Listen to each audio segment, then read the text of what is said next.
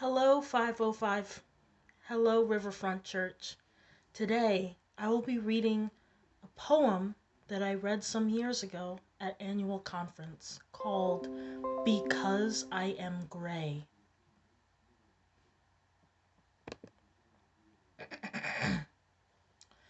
Because I am gray. Dear beloved children, I have something to tell you. Something that I have been struggling with for many, many years. Son, daughter, I am gray. I tried to hide behind Botox and hair dye, but I am gray. I see my world fading away, and all that I knew to be true, my friends are passing away. I'm left with only a few because I am gray. When I hear you all speak, you say that I don't listen, but to me, it's another language. When you say what you say, that the church needs radical change, but all I was taught was to be loyal and obey. There are beloved leaders worshipped who instead of action told us to just pray. Letting the hungry man go to feed on words alone with no place to stay. Our way is not the way, no matter what other elders may say. In your youthful space, you run, you scream, you jump, you play. Play pianos and trumpets and congas and sway.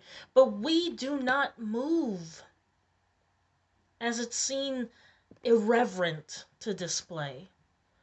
But a flame sparked among you ignites a fiery shaking, an earth quaking, loss of control. Holy Spirit taking over, let go and let God, let the Spirit flow.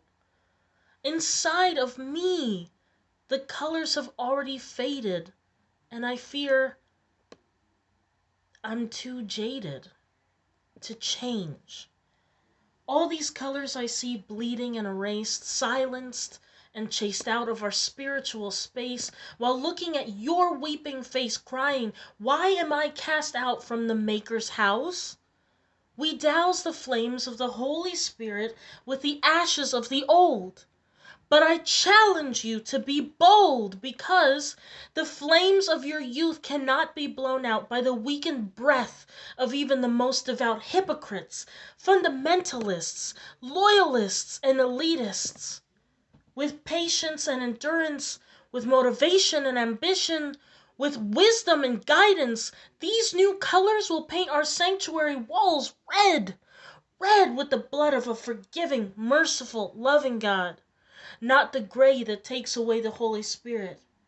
All we really had in the past was a partial heart for Jesus, made of glass, because oh, how easily it would crack in the sight of particular people, in which we justified our attacks.